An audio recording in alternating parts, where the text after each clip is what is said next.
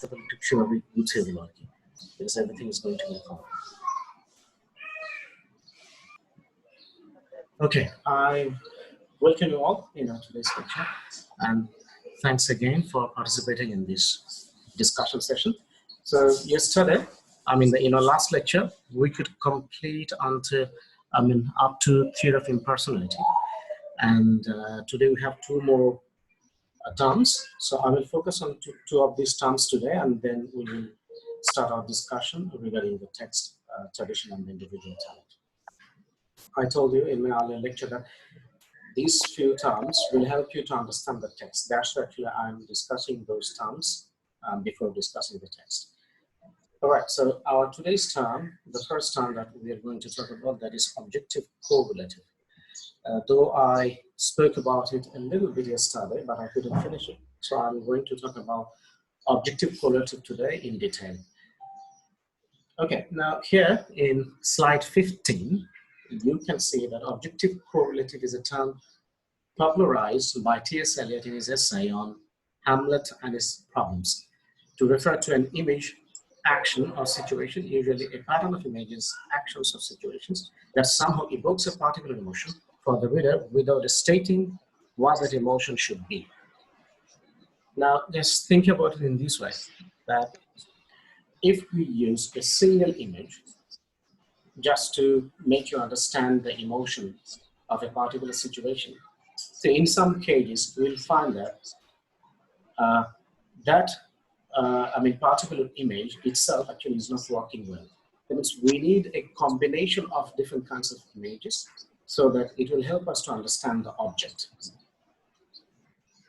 As you can see, let me maximize it.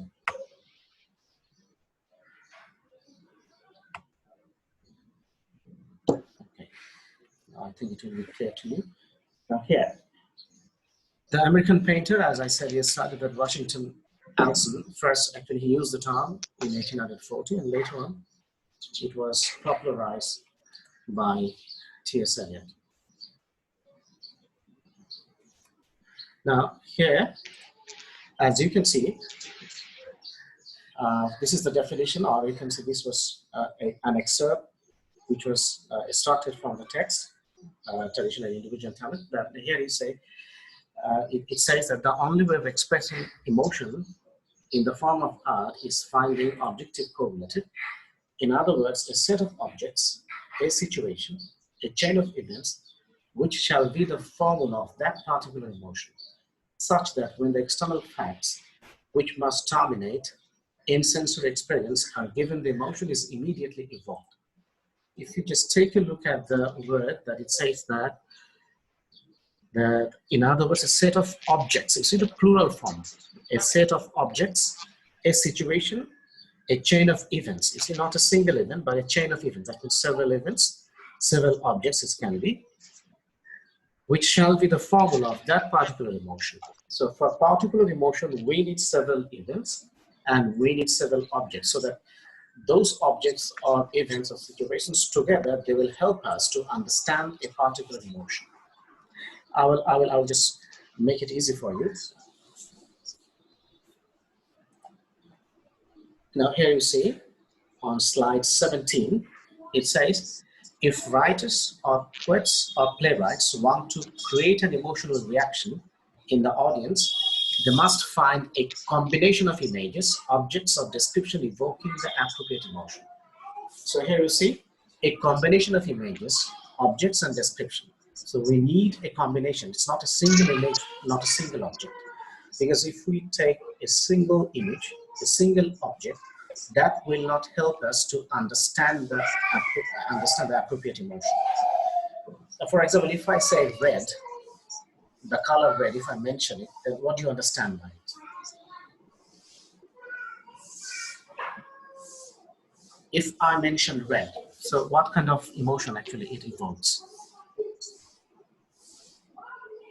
Can anyone tell me? The red color.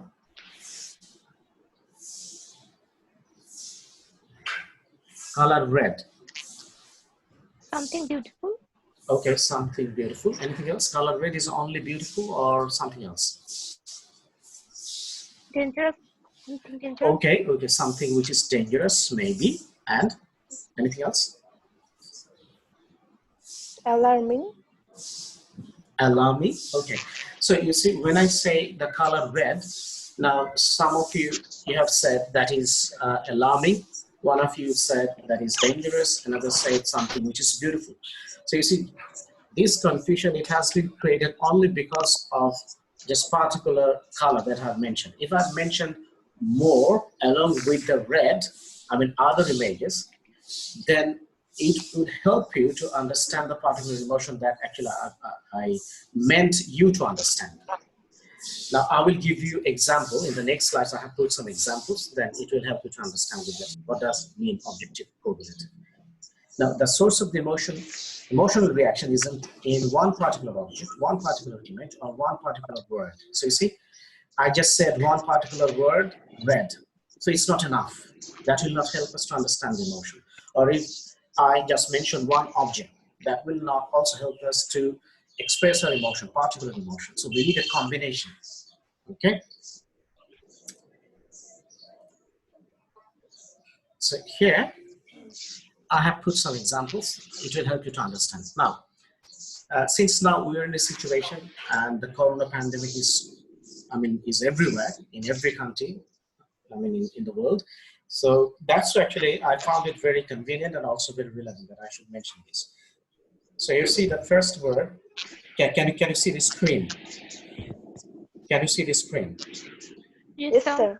Okay, so if you just take a look at the screen, here you see the first word is coffins, then black dress, white shroud, graveyard. So even if you don't read it, if I just mention these words to you, so what kind of emotion comes to your mind? Coffins, black dress, white shroud, graveyard. Death. Okay, that itself is an object, death, and the emotion is? Sad. Sad.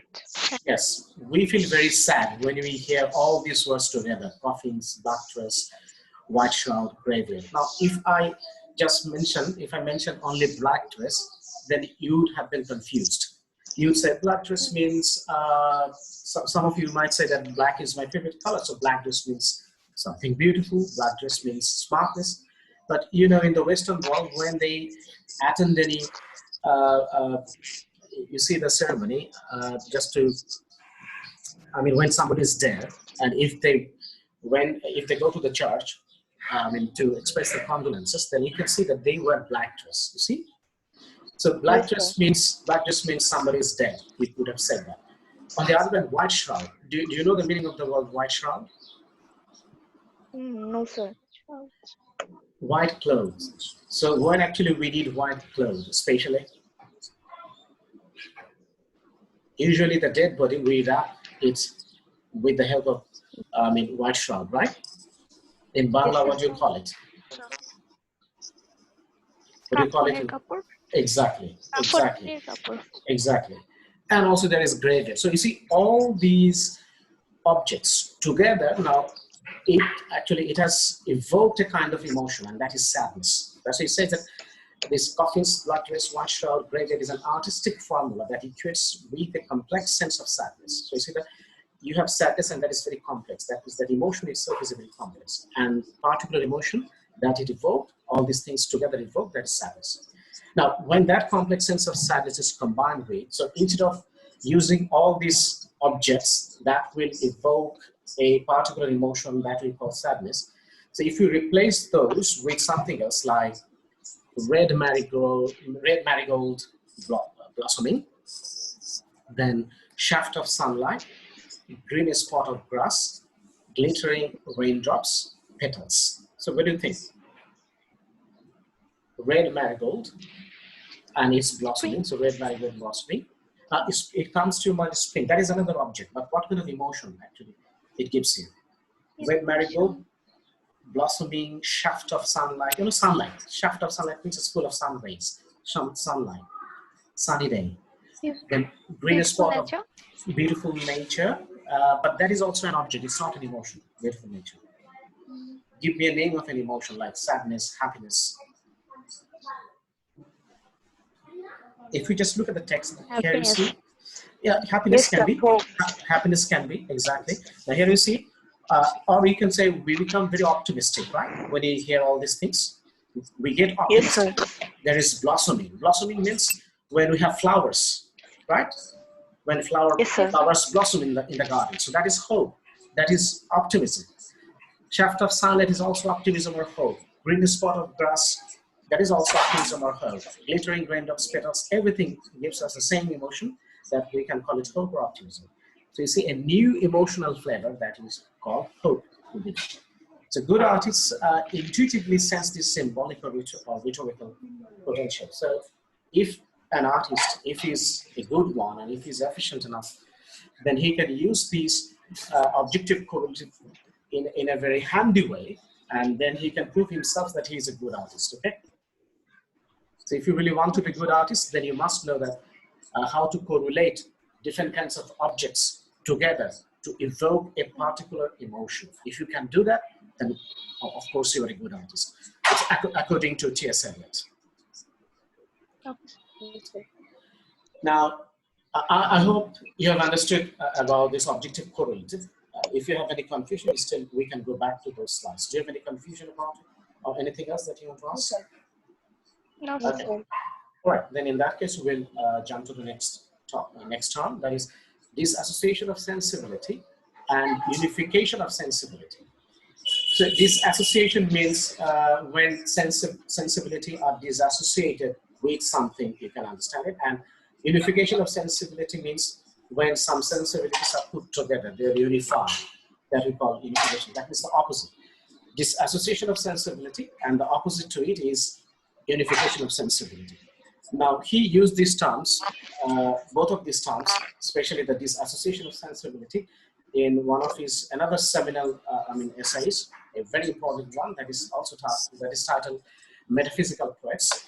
So there, actually, he used these terms: disassociation of sensibility and unification of sensibility. Now, I would like to explain a little bit about these two terms. Now, here we see, by unification sensibility or unification of sensibility, T.S. Eliot means a fusion of thought and feeling. You see, a fusion of thought and feeling, or a recreation of thought into feeling. Recreation of thought into feeling. So you see, we have two objects. One is thought, and the one is feeling. So unification of sensibility will work in this way, that when we can put our thought and feeling together. And sometimes you will find that your thought and feeling, they're dissimilar. They're not similar kind of stuff. But still you can put them together and you can expect some kind of a unity. That we call unification of sensibility. I'll give an example later on. Also, you can also say that unification of sensibility means a direct sensuous apprehension of thought. Sensuous apprehension of thought.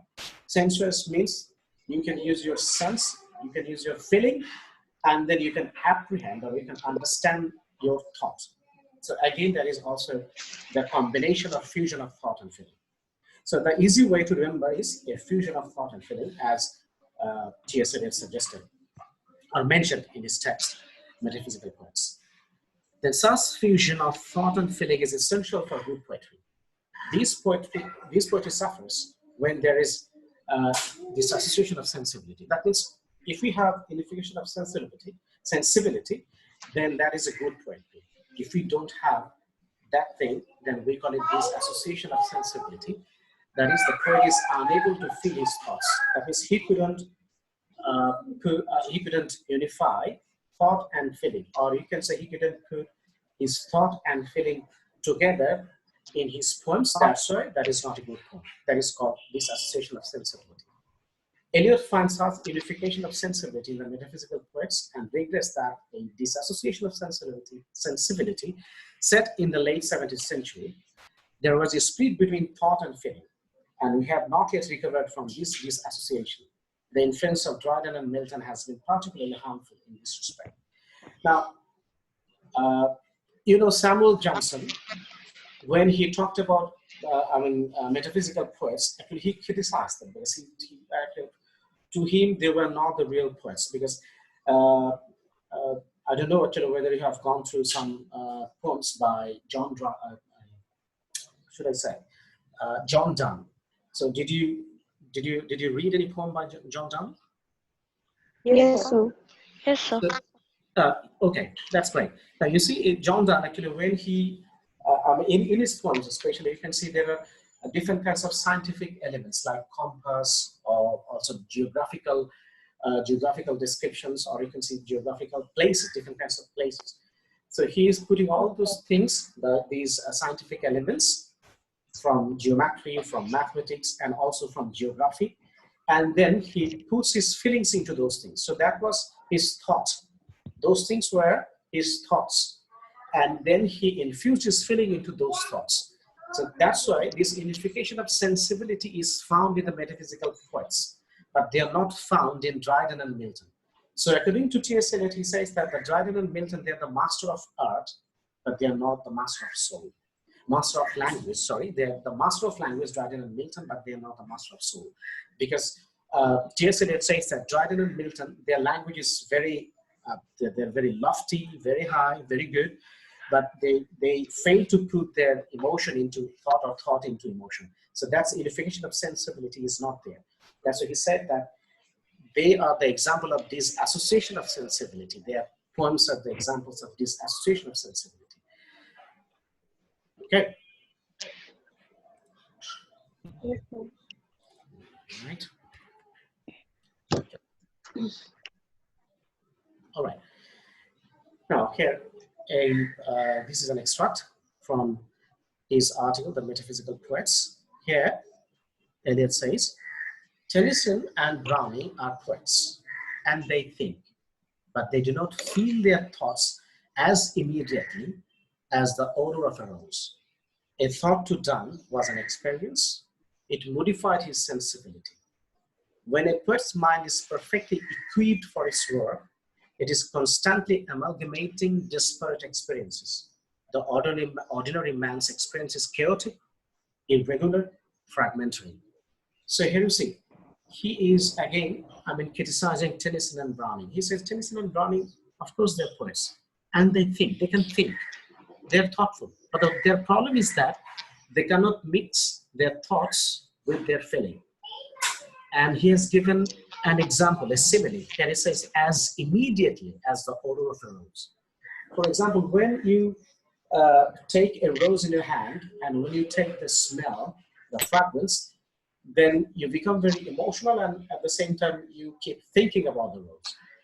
But the problem with the Tennyson and Browning is that they simply can't put their thought and the beauty of the rose and the emotion that has been aroused by the rose, they cannot put them together.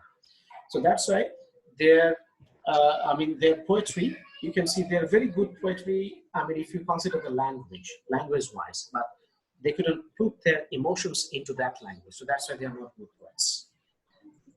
It is said by T.S. Eliot. On the other hand, he is praising John Donne and other metaphysical poets, as he is saying that a thought to Donne was an experience. That means when John Donne experienced when he had some kind of thought in his mind, that was a kind of experience. He is not living that thought alone. He will put feelings into that thought and then put them together. That's why he says that in the next line, it modified his sensibility. So his thought and his feeling together, they modified his sensibility as a poet. And when a poet's mind is perfectly equipped for his works, it is constantly amalgamating disparate experiences. And this is the charisma, or you can say this is the, the aptness of a poet, of a good poet, that when actually he has this kind of experience, that thought and feeling, he can put them together and perfectly equipped, then it is constantly amalgamating disparate experiences. Then it will help him to put different kinds of disparate experiences, different kinds of dissimilar objects, dissimilar thoughts and feelings. He will put them together. Amalgamate means he will put them together, and he will be successful in that sense. So John Donne is more successful than Tennyson and Browning, according to our Mr. Eliot. So have you got it? What I've said so far? Yes, sir. Is it okay? Yes, sir. All right. All right. Then I'll move on to our main discussion, because I have already focused on the most of the important terms that actually we will be needing in future if we really try to understand the text, tradition and individual talent. So now we'll start the discussion about our text. Now here you can see tradition and individual talent. I have already mentioned that it was published in the magazine Egoist, and himself, T.S. Eliot, actually he was the editor of this magazine, and it was published in that magazine first. And even in 1920, in some other collections, it was published later on, along with some other articles and essays. And you see David Lodge, a very famous critic, he said about it, that about this tradition and individual talent, he said that the most celebrated critical essay in the English of the 20th century. And that's true. I mean, if you're aware of a literary theory, or you can say literary movement that we call New Criticism, which started in the 1940s and 1950s in USA. At that time, one of the most prominent figures or precursors of this New Criticism or New Critic movement was T.S. Eliot. And his traditional individual talent, actually, it set the mark. It was a kind of yardstick, which was used by other new critics who were fond of this new criticism. They used it to justify the other works. Okay. Now I will move on to the next slide. Just a second.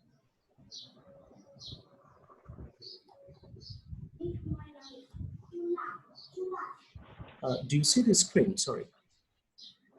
Can you see the screen now? Yes, sir. Okay. Yes, sir. Oh, okay, that's fine. I thought I missed it, so that's it. Here, his essay, this traditional individual talent, it has, we can divide it for our understanding, we can divide it into three main sections. Now here you can see, just take a look at this slide. Here we see the first part gives us Eliot's concepts of tradition. So actually, what does he mean by tradition? So we will get an answer to that question. That means he will try to define tradition, okay, in the very first part of tradition and individual talent.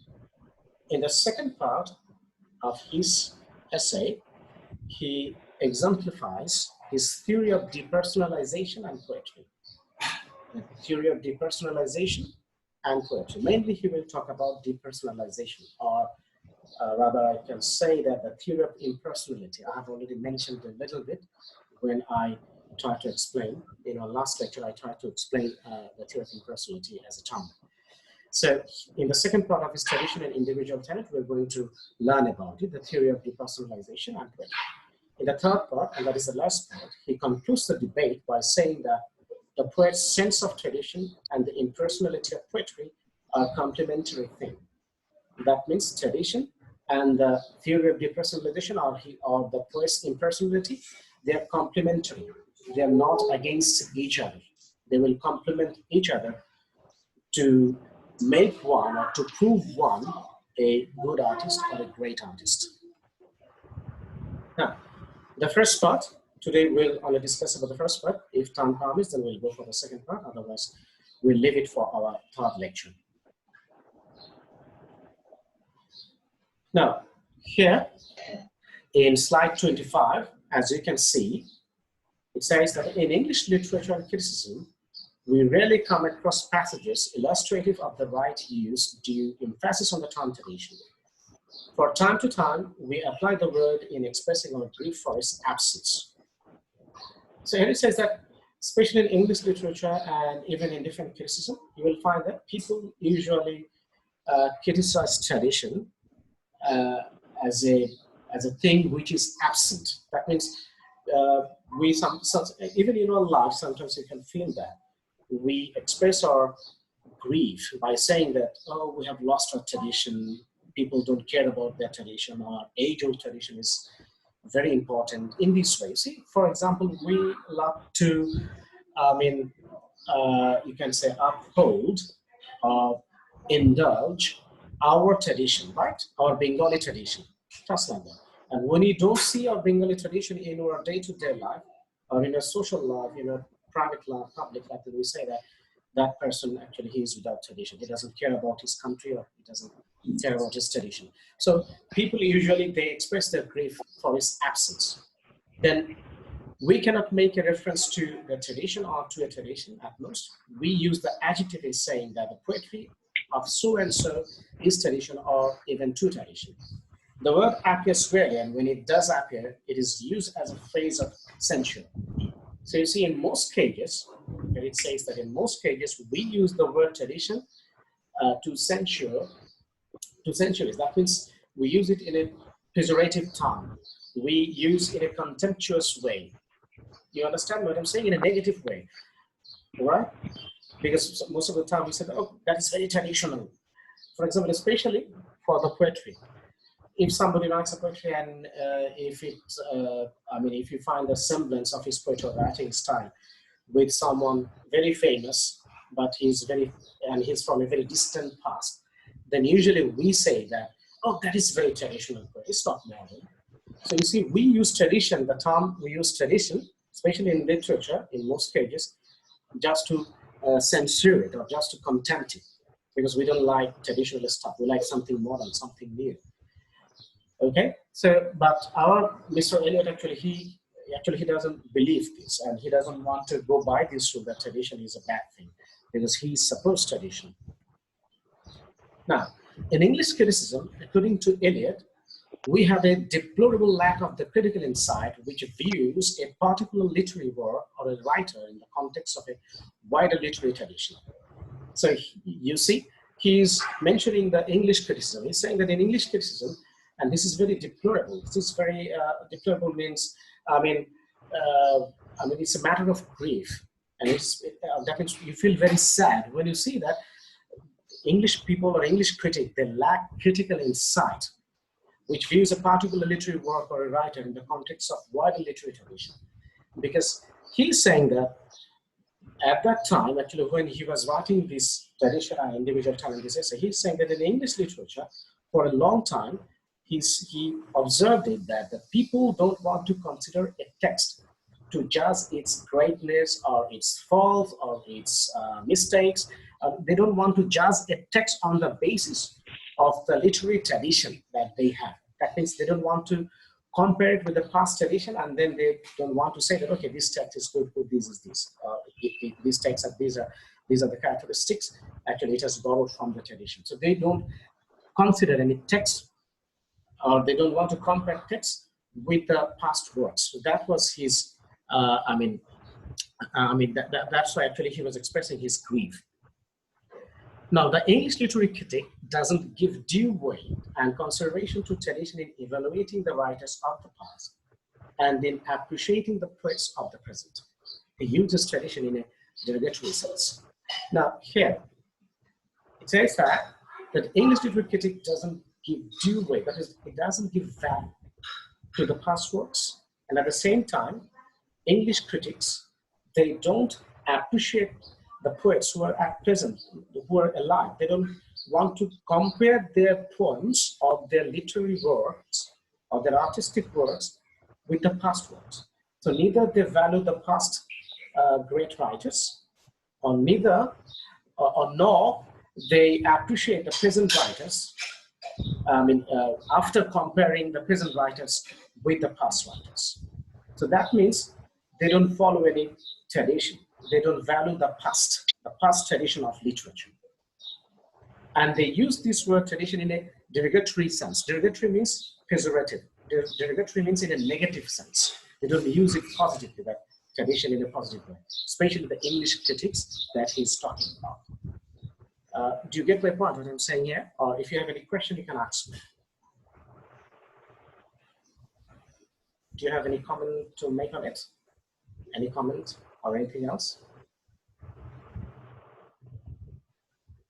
No, sir. So far, have you understood that what is the importance of tradition and why actually he is writing about tradition? Because English critics, they ignore tradition, the literary tradition. They ignore the past writers. So that's actually he is very shocked, you can say, or he's not happy with this kind of practice, the practice of the English literary critics. And now he is emphasizing on tradition, that we must go by the tradition and we must follow the tradition to be a good writer in future or even in the present. Okay. All right, now here you can see the critical activity guides the creative activity. That means critical activity means the criticism that will help the creative activity. That means critics can help a creative soul to write something better. Because if critics criticize a writer's write-ups of his artistic work, then he can find the loopholes or the weakness in his writing, and then later on in his later creative activities, he can improve himself. Okay, on the basis of the criticism given by the critics. Just as the creative genius of each nation possesses some distinguishing traits, certain aptitudes and inclinations being the expression of that nation's life, in the same way, each nation, each race has certain distinguishing habits of mind reflected in critical activity. This is very interesting. You see, the one is on the personal level, a creative genius of each nation. The first one is about creative genius. And the second point